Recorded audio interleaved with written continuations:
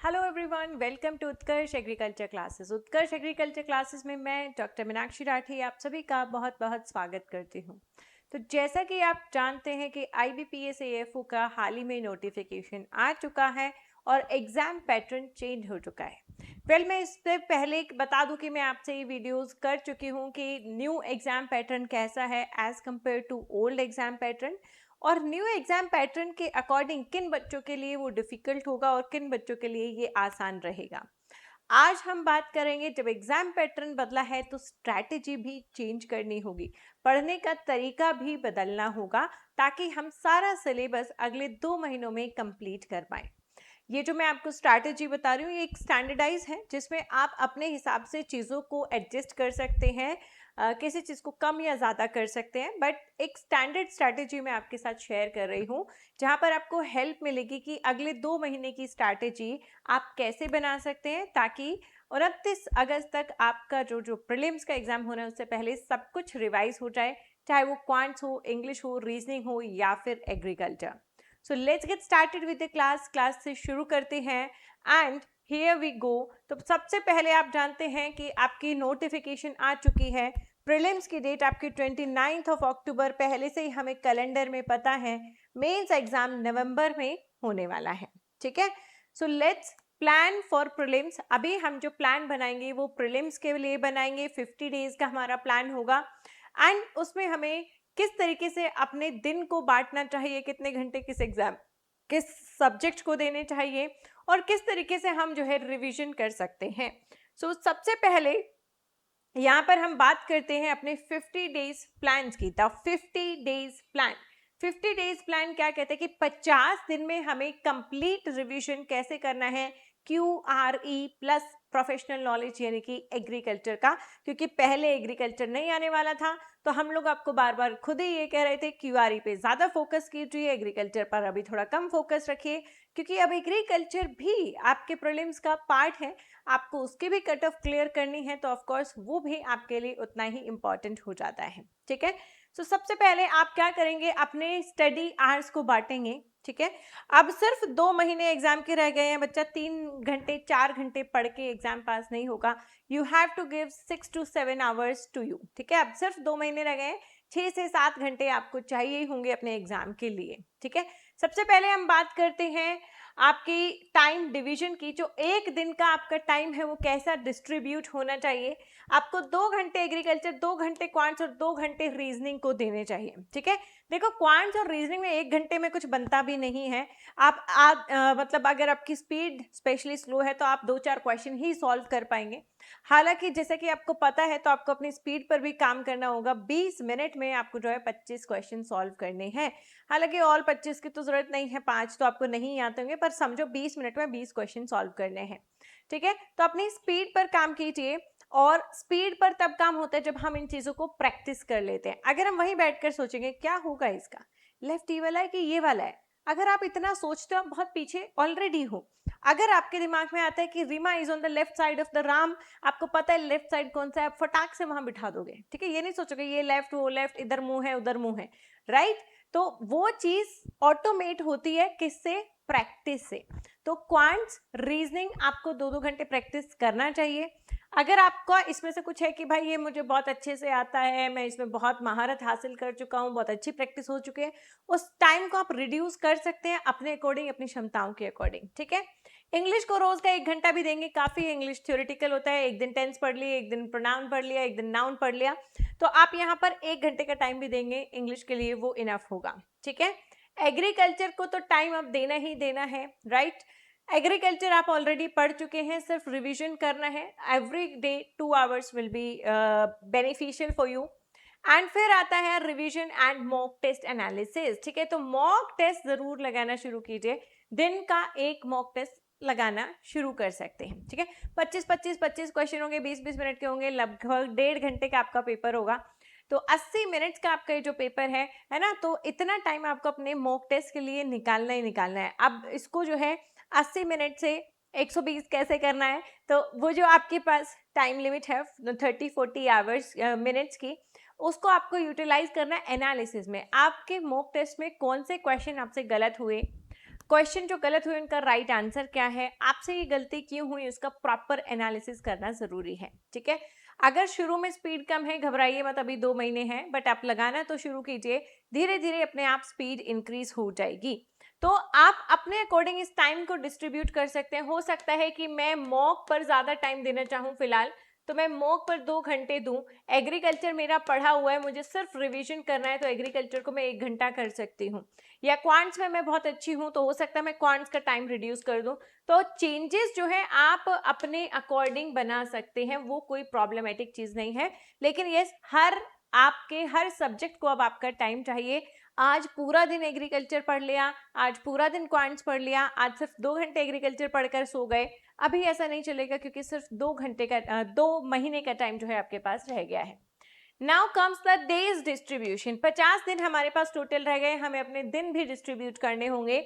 1 से 20 दिन में आपका गोल रहना चाहिए कि मुझे अपना सिलेबस जो है रिवाइज करना है, या आप इवन 30 डेज तक भी इसको लेके जा सकते हैं, ठीक है। अपने कंसेप्ट पर ध्यान देना है, और क्वेश्चंस जो है थोड़ा बहुत एक मॉक रोज लगा लिया, या थोड़े बहुत क्वेश्चंस रोज प्रैक्टिस कर लिए, ठीक है। फेज 2 में आप प्रैक्टिस फेज को बढ़ा देंगे। 21 से जो 35 दिन का आपका टाइम पीरियड होगा, उसमें आप प्रैक्टिस ऑफ क्वेश्चंस बढ़ा देंगे। उससे आपका जो रिवाइज किया हुआ है आप उसको भी एनालाइज कर पाएंगे, यस मुझसे क्वेश्चन सॉल्व हो रहे हैं, ठीक है।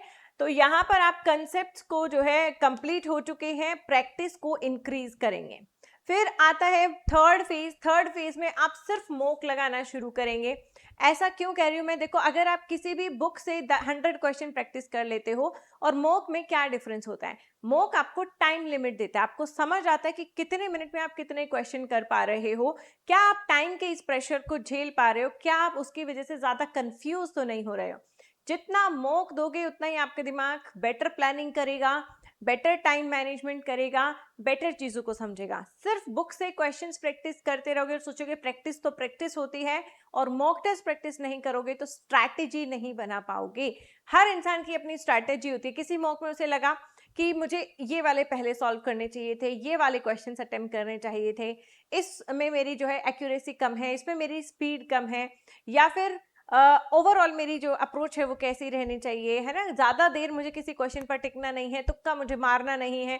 ये सारी चीजें मॉक टेस्ट करते करते अपने आप समझ आने लगती है। टाइम मैनेजमेंट आपका बेटर होगा, तो मॉक टेस्ट जरूर लगाने। एक एक मॉक टेस्ट अभी से लगाते हुए चलेंगे, लास्ट के 10-15 डेज में सिर्फ मॉक टेस्ट लगाएंगे, दिन के 2 या 3 मॉक टेस्ट आपको लगाने हैं। तो इस तरीके से स्ट्रैटेजी बनाकर चलेंगे तो आपका हो जाएगा। फर्स्ट 1 मंथ में कह रही हूँ, 20 डेज भी छोड़ो, पहले 30 दिन आपको रिवीजन करना है, राइट। रिवीजन में आपको एग्रीकल्चर रिवाइज करना है, क्वांट्स, रीजनिंग, इंग्लिश आपको पढ़ना है, ठीक है। टाइम डिस्ट्रीब्यूट आप अपने डे के अकॉर्डिंग कर सकते हैं, आप किस सब्जेक्ट को ज्यादा देना चाहते हैं, किसको कम देना चाहते हैं। और 30 दिन के बाद practice and mock, practice and mock यही आपको करना है। उससे आपका थर्ड टाइम रिवीजन भी होता रहेगा, एंड साथ साथ आप मॉक टेस्ट जब लगाएंगे तो बेटर टाइम मैनेजमेंट भी सीखेंगे, ठीक है। इस तरीके से चलेंगे। नेक्स्ट आता है यहाँ पर डेली टारगेट्स देंगे अपने आप को। अगर आप अपने आप को टारगेट नहीं देते हैं तो आपको नहीं पता होता कि आपकी प्रिपरेशन कहाँ पहुंची है, कितने प्रिपेयर्ड हैं। तो अपने आप को डेली टारगेट देंगे, जैसे कि आज रात को सोने से पहले मैं अपने लिए टारगेट देती हूँ कि कल मैं एक मॉक जरूर लगाऊंगी, चाहे कुछ भी हो जाए, साथ साथ मैं पूरी जेनेटिक्स को रिवाइज कर लूंगी, ठीक है। ये मैंने अपना टारगेट दिया है, किस दिन के लिए दिया है, 9 जुलाई के लिए मैंने अपना टारगेट रखा है। और जब रात हो जाए तो देखिए क्या आपका ये टारगेट पूरा हुआ, क्या आपने अपना टारगेट हिट किया। अगर नहीं तो मतलब आपकी मेहनत में कोई ना कोई कमी रह गई। 12 ही तो बजे हैं, अपना टारगेट रात को कंप्लीट करके सो, नेक्स्ट टारगेट अपना बनाकर सो। इससे आपको पता होगा, जब आप कॉपी में लिखते चले जाएंगे, मैंने एक कॉपी बनाई हुई है भाई, ठीक है। यहाँ पर मैं लिख रही हूँ कि मेरा जेनेटिक्स डन हो गया है, 1 मॉक डन हो गया है, प्लांट ब्रीडिंग डन हो गया है, एंटोमोलॉजी डन हो गया है, पैथोलॉजी डन हो गया है। तो आपको पता चलेगा कि आप कितना कर चुके हैं, अपनी प्रिपरेशन में कहाँ तक पहुंच चुके हैं, और कौन से टॉपिक्स अभी भी बाकी हैं जो आपने नहीं छुए और एग्जाम के हिसाब से इंपॉर्टेंट भी हैं, राइट। तो ये बहुत जरूरी है कि अपने आप को डेली टारगेट्स दीजिए। सोने से पहले अपने लिए टारगेट सेट कीजिए, अगले दिन उस टारगेट पर काम कीजिए।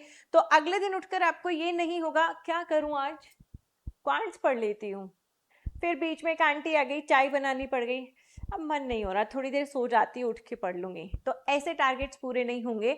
तो जब डेली टारगेट देंगे और रात को जब आपको लगेगा अरे यार आज का टारगेट तो मिस हो गया, I didn't completed my target, तो वो खुद आपको सोने नहीं देगा। तो अपने आप को डेली टारगेट जरूर देने हैं, ये आपको बहुत हेल्प करेगा आपकी प्रिपरेशन में।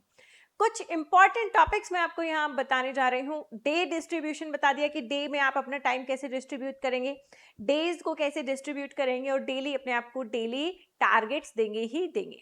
अब आते हैं हम कि हम ये प्रीलिम्स के लिए तैयारी कर रहे हैं, by the way if you don't know, right. तो कुछ इंपॉर्टेंट सब्जेक्ट्स होंगे हमारे एग्रीकल्चर में जिन्हें हमें ज़्यादा फोकस से पढ़ना है, कुछ को हम जो है बाद में ही कर सकते हैं, और उनसे कम जो है उनको हम पर डे के हिसाब से पूरे जो सब्जेक्ट है उनको रिवाइज कर सकते हैं।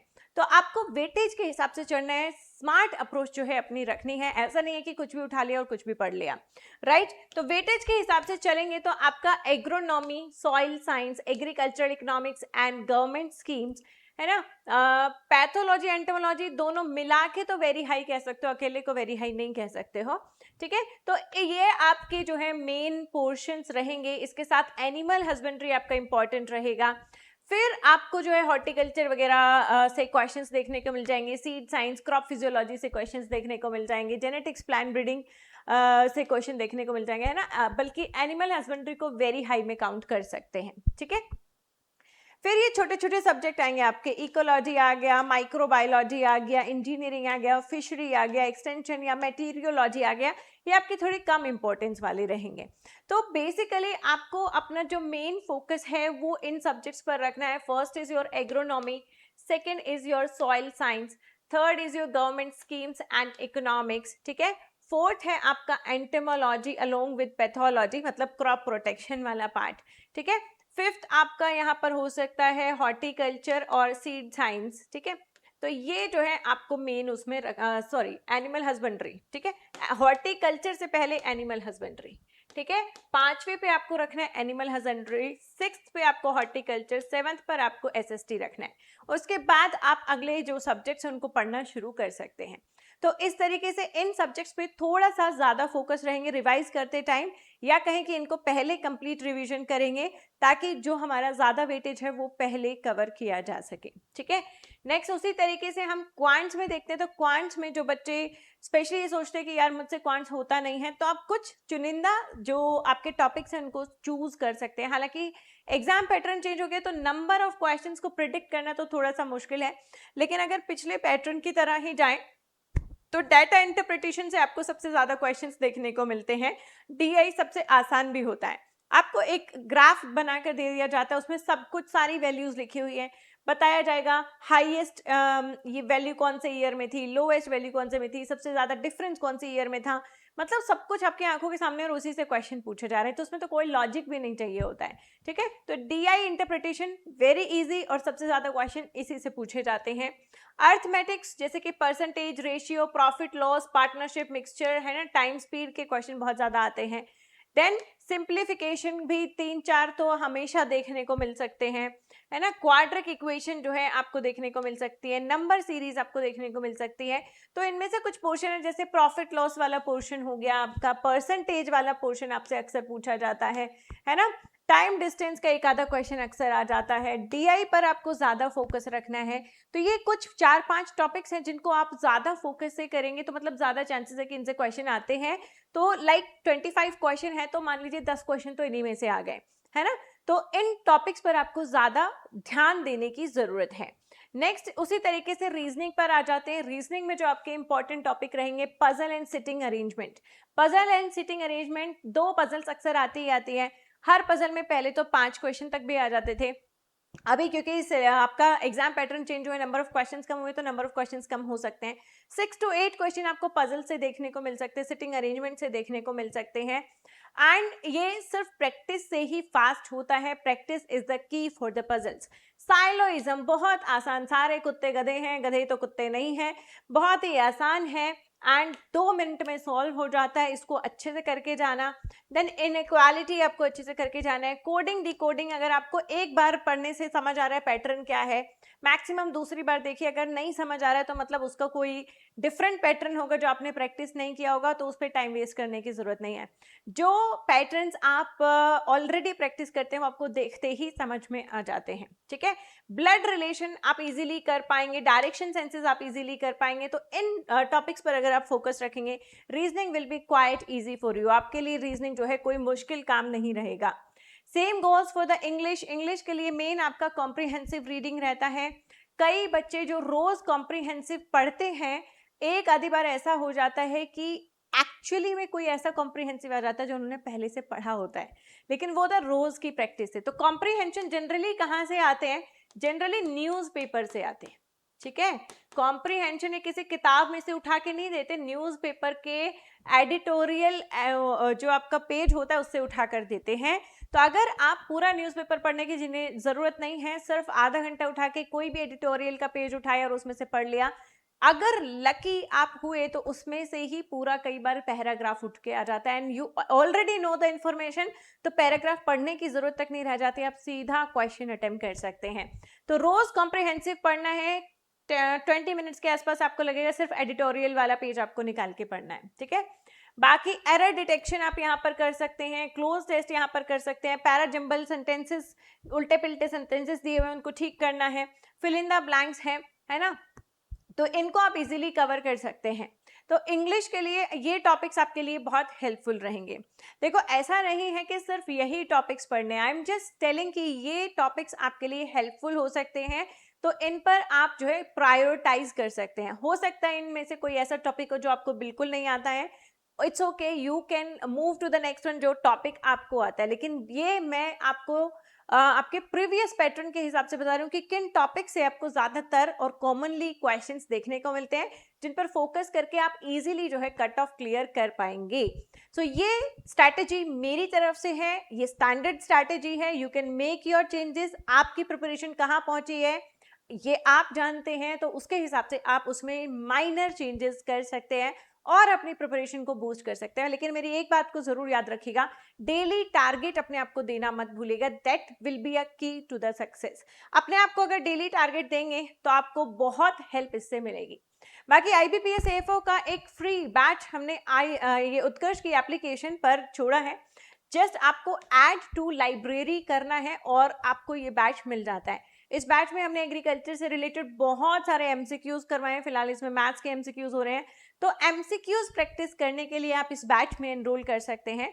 साथ साथ उन MCQ क्लासेस से अलग 1000 MCQs की पूरी एक बुकलेट यहाँ पर आपको इस बैच में मिलती है, जिसमें बाइलिंगुअल क्वेश्चंस हैं, हिंदी और इंग्लिश दोनों लैंग्वेज में क्वेश्चन है। 1000 एग्रीकल्चर के क्वेश्चन जो आपके लिए, आपके एग्जाम के लिए काफी इंपॉर्टेंट हो सकते हैं, फ्री ऑफ कॉस्ट आपको मिल रहे हैं। सिर्फ उत्कर्ष की एप्लीकेशन डाउनलोड कीजिए, अगर डाउनलोडेड नहीं है वहां पर एग्रीकल्चर सेक्शन में सेंट्रल एग्जाम्स में जाइएगा, IBPS AFO का आपको बैच मिलेगा, ऐड टू लाइब्रेरी करना है and you are good to go. तो ऐसे ही स्ट्रैटेजी सेशन के लिए, इंपॉर्टेंट इन्फॉर्मेशन के लिए आप जुड़े रह सकते हैं उत्कर्ष एग्रीकल्चर क्लासेस के साथ। अभी के लिए मैं लूंगी आपसे अलविदा, फिर मिलते हैं कुछ और नई इन्फॉर्मेशन के साथ।